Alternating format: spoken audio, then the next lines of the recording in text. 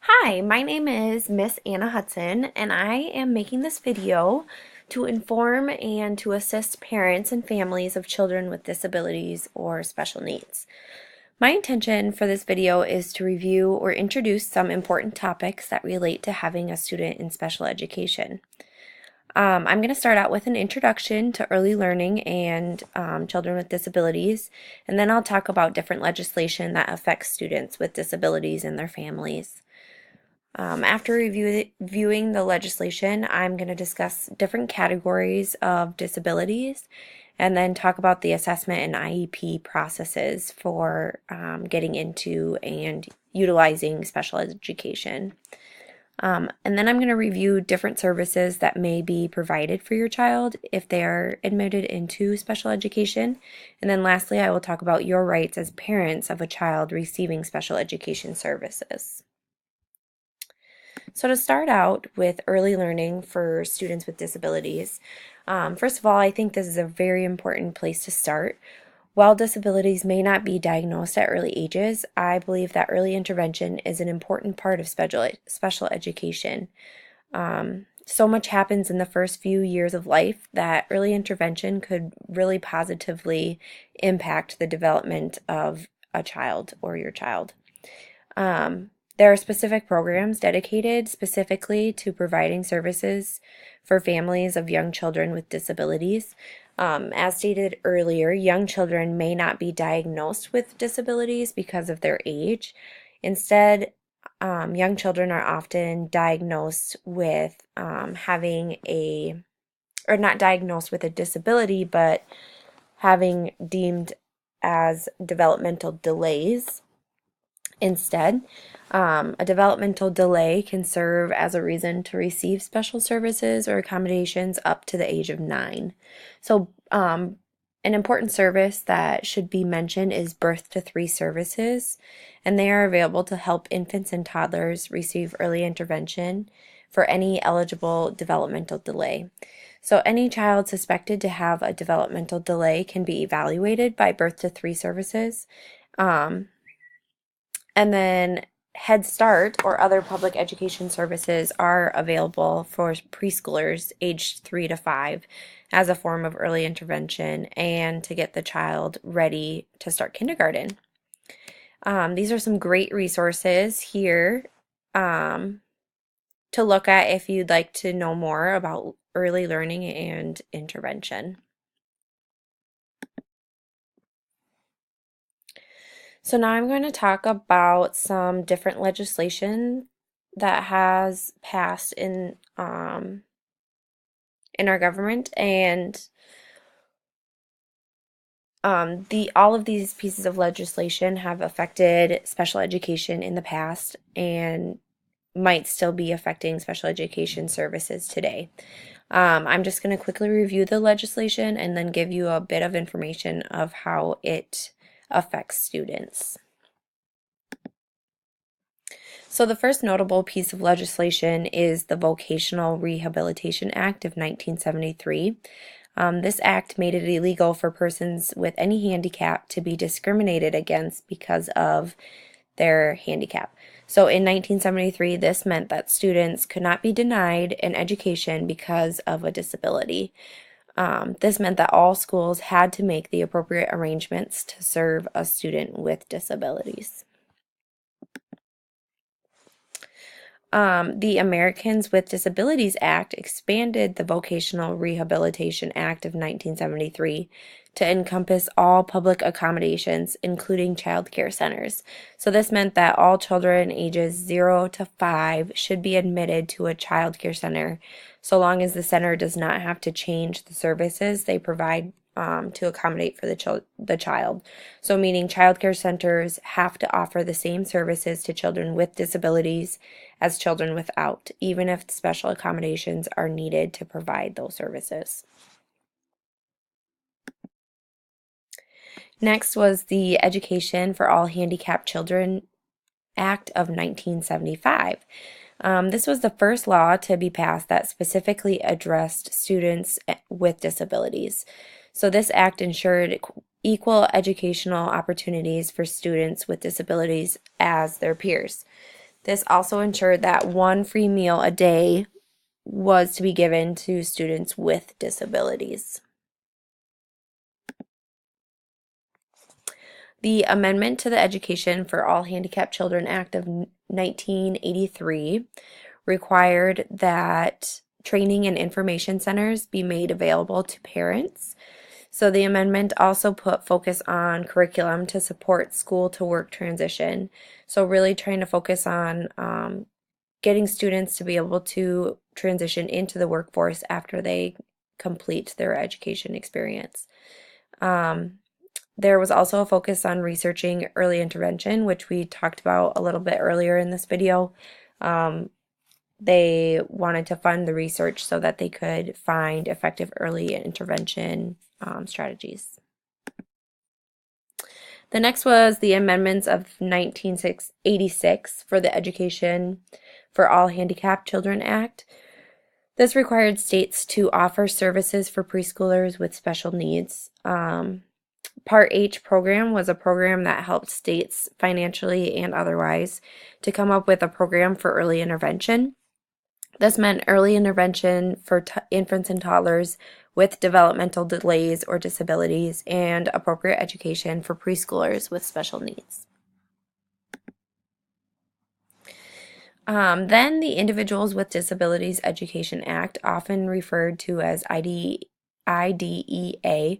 replaced the Education for All Handicapped Children Act. This new piece of legislation shifted terminology to be more child-focused, meaning instead of identifying the child as handicapped first, they were referred to as children with disability.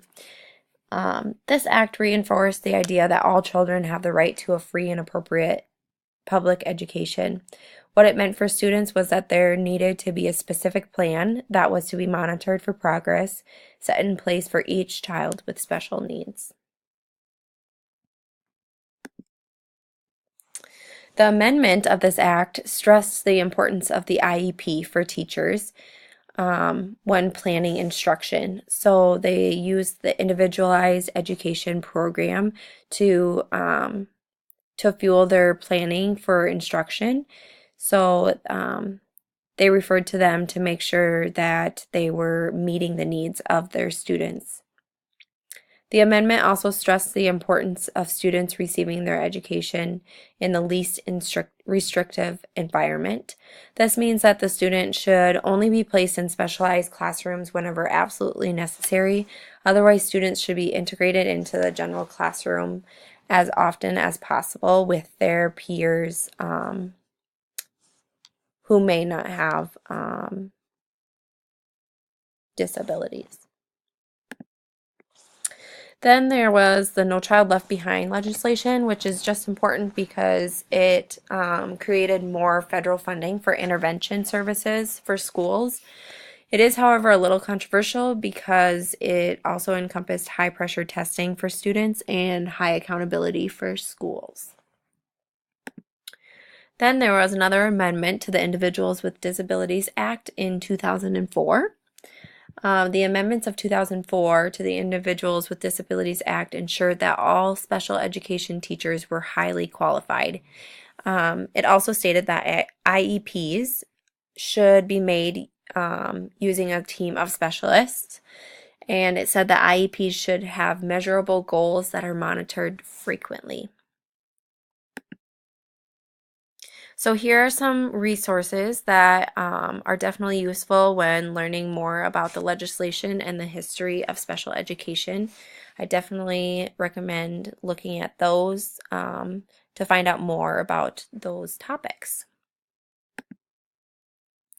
I found that these were important practices or ideas that emerged from legislation. So the child find or the zero reject was a way to find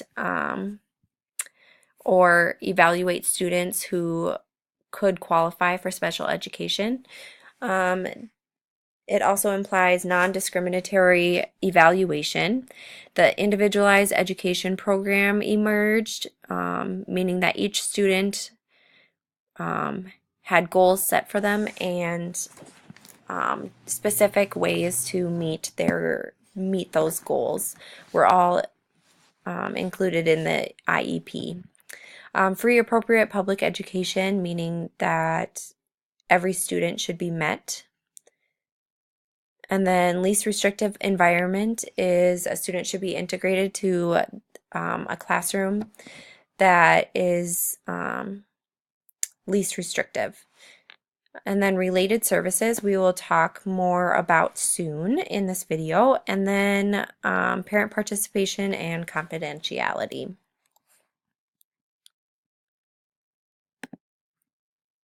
So here's a category or a list of categories with disabilities that students could have.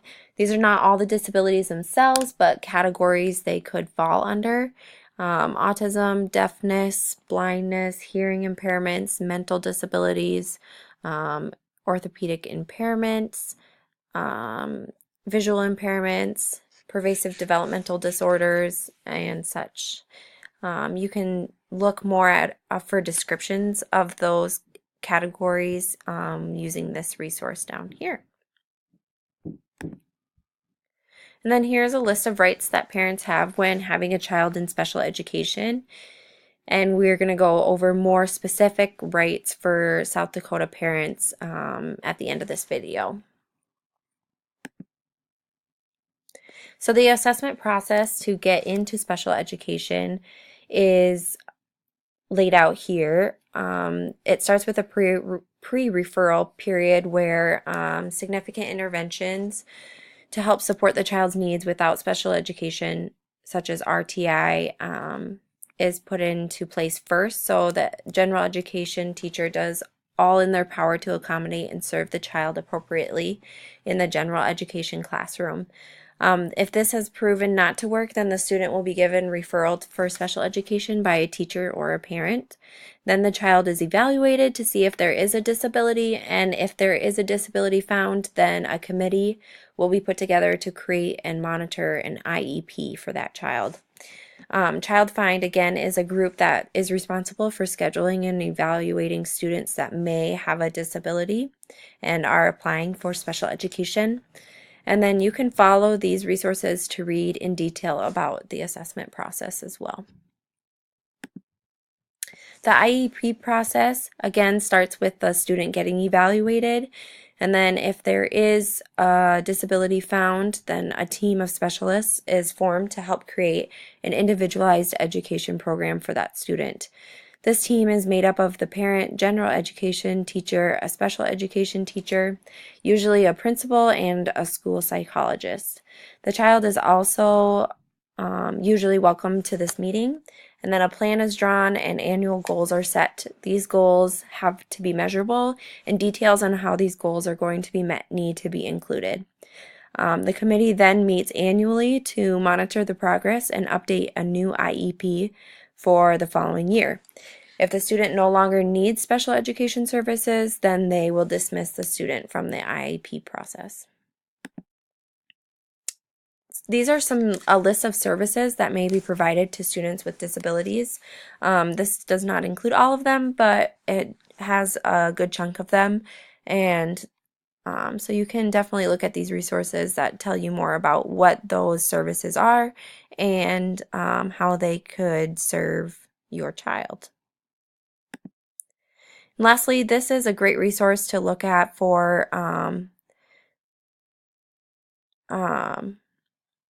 if you are a parent of a child enrolled in special education program. It's a detailed handout that explains all of the rights that South Dakota parents have with regards to their child being in special education. Some topics that are covered in the handout are consent, access to records and information, placement of a child, and disciplinary procedures. Please take the time to look through the presentation and all the resources that I have provided. There's a lot of great information in those resources to learn more about special education and the services a child could receive. Thank you for your time.